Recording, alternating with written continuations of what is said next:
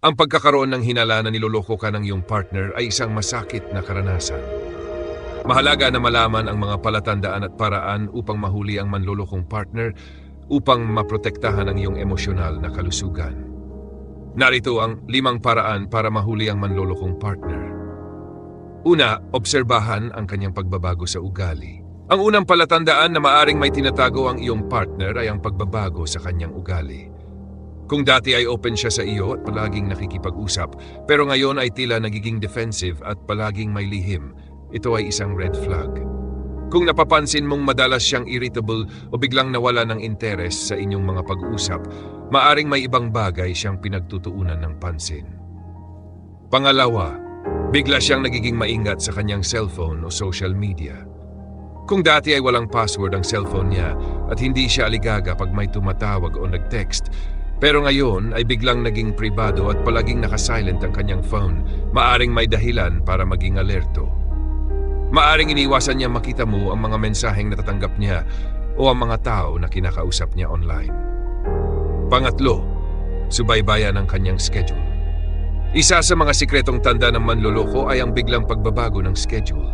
Madalas silang magsasabi ng mga dahilan tulad ng overtime sa trabaho, bigla ang out-of-town trips o emergency meetings. Kung napapansin mong madalas na siyang late umuwi o hindi na kayang makapagbigay ng malinaw na paliwanag sa mga pagbabago sa kanyang oras, maaring may hindi siya sinasabi. Pangapat, magtanong sa mga kaibigan o kakilala.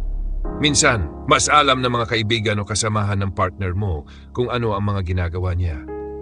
Kung nais mong malaman ang katotohanan, maaring makipag-usap ka sa mga kaibigan o kakilala niya upang alamin kung may napapansin din silang kakaiba.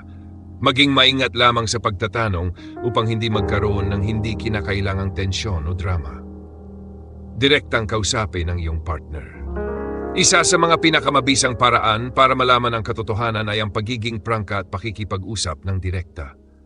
Ay express ang iyong mga nararamdaman at obserbasyon at hingin ang kanyang paliwanag. Minsan, ang pagkakaroon ng matapat na pag-uusap ay maaring magbukas ng mga bagay na hindi mo alam at maaring umamin ng iyong partner kung talagang may niloloko siya. Mahalaga na manatiling kalmado at handang makinig sa kanyang mga sagot, ngunit maging mapanuri rin sa mga posibleng palusot. Konklusyon.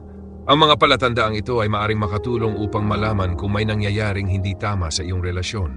Hindi madaling harapin ang posibilidad na niloloko ka ng iyong partner, ngunit mahalaga na maging mapanuri at handang maghanap ng katotohanan. Kung sa tingin mo ay may mga red flags na nagpapakita ng pagtataksil, huwag magatubiling pag-usapan ito at gumawa ng tamang hakbang para protektahan ang iyong sarili.